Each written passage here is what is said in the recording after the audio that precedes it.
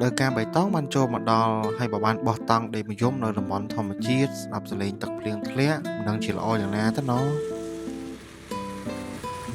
អញ្ចឹងថ្ងៃសៅរ៍ពេលថ្ងៃខ្ញុំក៏អត់កម្រងដែរវិលកង់មកម្នាក់ឯងពេលថ្ងៃដោយសារគ្នាខ្ញុំគាត់បានទៅតំបន់ថ្មក្រាននេះកាលពីពេលព្រឹករួចរាល់ហើយខ្ញុំបានចេញពីភ្នំពេញប្រហែលជាម៉ោង3រសៀលហើយជិះតាមផ្លូវជាលេខ5នេះរហូតមកដល់ផ្សារថ្នល់តឹងលើផ្លូវជាលេខ5នេះដែលយើងបត់ឆ្វេងចូលតាមធនាគារដែលមានទូ ATM ACDA នេះគាត់បត់ចូលមកដល់ផ្លូវនេះភ្លាមមានអារម្មណ៍ថាស្រស់ស្រាយជាមួយនឹងធម្មជាតិតែម្ដងដោយសារមានវាលស្រែសងខាងនិងដើមឈើសងខាងហើយចរាចរណ៍នៅលើផ្លូវនេះម៉ោងប្រហែលជាស្មាននេះគឺខ្ញុំជិះទៅអត់សូវមានចរាចរណ៍ច្រើនទេអញ្ចឹងយើងអាចថតទេសភាពអីតាមផ្លូវបានអញ្ចឹងណាហើយយើងជិះនៅលើផ្លូវនេះគឺអត់សូវក្តៅដូចនៅលើផ្លូវជាលេខ5ដែលយើងជិះមកមុននឹងទេជិះបានប្រហែលជាជាងកន្លះម៉ោងក្រោយមកមេឃក៏ចាប់ផ្ដើមងងឹតបដាបដាហើយជិះមកជិតនឹងដល់ផ្សាររមាសគឺមេឃចាប់ផ្ដើមងងឹតនៅពីមុខយើងកាន់តែខ្លាំងទៅ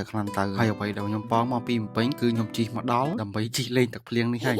ព្រោះដោយសារ2ឆ្នាំមុនគឺខ្ញុំបានមកដល់តំបន់ថ្មក្រាននេះដែរគឺបានជិះហាភ្លៀងពីអ្នកពុំយើងក៏បានធ្វើដំណើរមកដល់ម្ដុំនេះហៅម្ដុំផ្សាររមាសបន្ទាប់មកយើងបត់ឆ្វេងដើម្បីសំដៅទៅទឹកធ្លាក់ថ្មក្រានអញ្ចឹងជិះពីកន្លែងថ្នល់ដែលយើងបត់នេះទៅ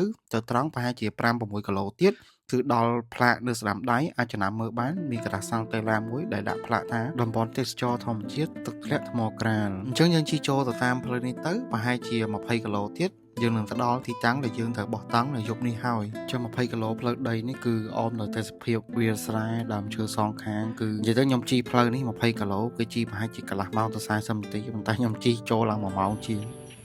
បាក់រៀបរាប់អារម្មណ៍វាយូរនេះជាតិមកនេះតំភ្លៀងហើយណាលឹមនោះពពកចិត្តភ្នំហ្មងខ្ញុំមករៀងអស់ហើយមុនហ្នឹងឃើញរឿងច្រើនអែមខ្លាំងនេះឥឡូវម៉ោង5ជាង 5:55 ហ្មងមើលវីយូអត់បានថតរូបគាត់ទៅស្ដាយក្រោយមេឃអូជាតិខ្ញុំមករហូតពេលហ្នឹងរហូតពេលដែលភ្លៀងហើយហ្នឹងអ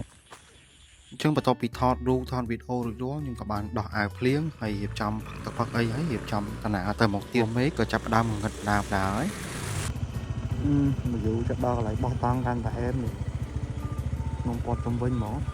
បន្ទាប់ពីមេឃចាប់ផ្ដើមងងឹតខ្ញុំក៏បានមកដល់កន្លែងបោះតង់របស់យើងនៅយប់នេះដែលមានឈ្មោះថា Mountain View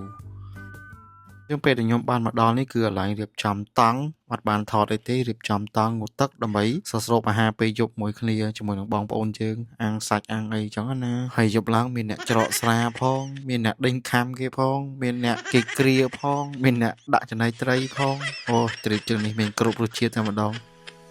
អញ្ចឹងវីដេអូថ្ងៃទី1សូមស្លេះត្រឹមតែប៉ុណ្្នឹងសិនចាំជួបគ្នានៅវីដេអូថ្ងៃស្អែកបន្តទៀតវគ្គក្រោយយើងនឹងមានការជិះម៉ូតូជ្រែតាមផ្លូវភូមិដើម្បីចង់ចំណេញគីឡូសុខចិត្តជិះផ្លូវភូមិផ្លូវកាត់ផ្លូវខ្សាច់ដើម្បីបានទៅដល់កសិដ្ឋានចិញ្ចឹមចៀមនិងពពែនៅគៀតហ្វាមនៅជិតជើងភ្នំជ្រាវកុំភ្លេចជួយចុច like ជួយ share និង follow ខ្ញុំម្នាក់មួយផងអរគុណច្រើនចាំជួបគ្នានៅវីដេអូបន្ទាប់